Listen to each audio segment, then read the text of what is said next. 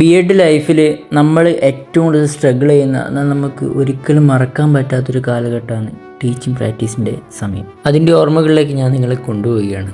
ആദ്യപടി എന്ന് പറയുന്നത് മൈക്രോ ടീച്ചിങ് ആണ്. ബി.എഡോ ടി.ടി.സി ചെയ്തവർക്ക് ഇതിനെപ്പറ്റി നന്നായിട്ട് അറിയാം. നമ്മൾ ടീച്ചേഴ്സിൻ്റെ ഒരുപാട് സ്കില്ല് ഡെവലപ്പ് ചെയ്യാൻ വേണ്ടിയിട്ടാണ് ഈ മൈക്രോ ടീച്ചിങ് പരിപാടികളിലുള്ളത്. ആ സമയത്ത് ഒരുപാട് തമാശയാക്കലും കാര്യങ്ങളൊക്കെ ഉണ്ടാവും. നമ്മൾ അപ്പുറം കുറ്റപ്പെടുത്തേണ്ടി വരും. അങ്ങനത്തെ കുറേ പരിപാടികളുണ്ട്.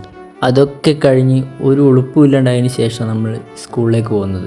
ടീച്ചിങ് പ്രാക്ടീസിൻ്റെ ആദ്യ സ്പെല്ല് എനിക്ക് NAM സ്കൂളിലായിരുന്നു. ഒന്നാമതേ ഒരുപാട് സ്ട്രഗിൾ അനുഭവിക്കുന്ന കാലഘട്ടമാണ്. അതിനൊന്നിച്ച് ഒരുപാട് യാത്ര എനിക്ക് അങ്ങോട്ടേക്ക് ഉണ്ട്. എനിക്ക് വീട്ടിൽ നിന്ന് 38.7 കിലോമീറ്റർ ഉണ്ട് സ്കൂളിലേക്ക്. കലോത്സവത്തിൻ്റെ സമയത്തെല്ലാം കുറേ എൻജോയ് ചെയ്യാൻ പറ്റി. അവിടെ കുട്ടികളെ ഫ്ലൂട്ടെല്ലാം പഠിപ്പിച്ചു. അതേപോലെ മിമിക്രി, മോണാക്ട്, അതിനുള്ള ചെറിയ ടിപ്സൊക്കെ പറഞ്ഞു കൊടുക്കാൻ എനിക്ക് പറ്റി. ഇനി ഇതിന് മാത്രമേ പോയെന്ന് വിചാരിക്കേണ്ട, കുട്ടികളെ പഠിപ്പിക്കുകയെല്ലാം ചെയ്തിട്ടുണ്ട്. ഇത് പഠിപ്പിക്കാത്ത സമയത്ത് എടുക്കുന്ന വീഡിയോസാണ്. ഇതുപോലുള്ള കാര്യങ്ങളെല്ലാം കുട്ടികളിൽ ഒരു ആകാംക്ഷ ഉണ്ടാക്കുന്ന, ഒരു പഠിക്കാനുള്ളൊരു ത്വര ഉണ്ടാക്കുന്ന കാര്യങ്ങളാണ്. ഇനിതാ ഞാൻ ഫ്ലൂട്ട് പഠിപ്പിച്ച ആൾക്കാരെ കണ്ട, ഇതിലൊരാൾ സബ്ജിലെല്ലാം പോയിട്ട് ഫസ്റ്റിൽ അടിച്ചിന്. അവിടെയൊന്നും ആരുമില്ല മത്സരിക്കാൻ വേണ്ടിയിട്ട്. ബി.എഡിന് ചേർന്ന് എല്ലാവരോടും പറയാനുള്ളത്, ചെയ്യേണ്ട കാര്യങ്ങൾ അതാത് സമയത്ത് ചെയ്തു വെക്കുക. അല്ലെങ്കിൽ ഇതേപോലെ ഇരുന്ന് അനുഭവിക്കേണ്ടി വരും.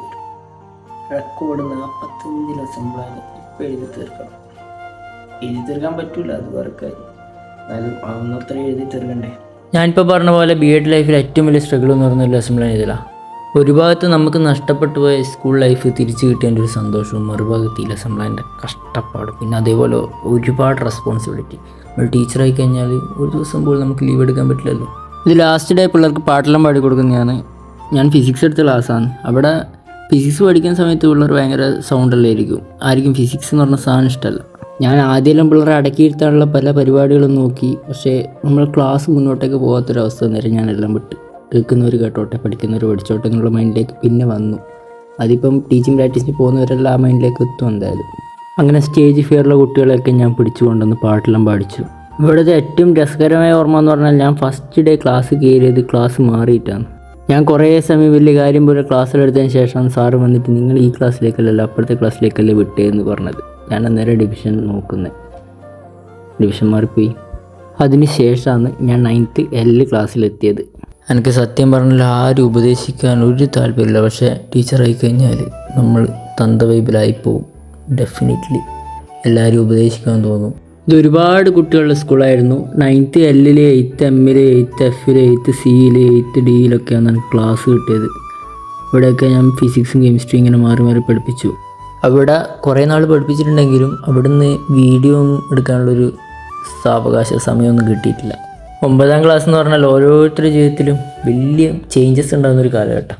എനിക്കുള്ള ഒരുപാട് മാറ്റം വന്ന് 9ാം ക്ലാസ്സിൽ പഠിക്കുമ്പോൾ. പിള്ളേർ ഇൻസ്റ്റാഗ്രാമിലെ കളറിൻ്റെ വീഡിയോസെല്ലാം കണ്ടിട്ട് അതേപോലത്തെ സാധനങ്ങളെല്ലാം ചെയ്തു തരുമെന്ന് ചോദിച്ച് അത് കാണിച്ചു കൊടുത്തു. ലാസ്റ്റ് ദിവസം നമുക്ക് ഫെയർവെല്ലും കാര്യങ്ങളുണ്ടായിരുന്നു. അന്നാന്ന് ഞാനെല്ലാം കുറച്ച് സംസാരിച്ചത്. ഇത് നമ്മളെ ഷിഹാദാണ്. കീർത്തനയും സംസാരിച്ചു.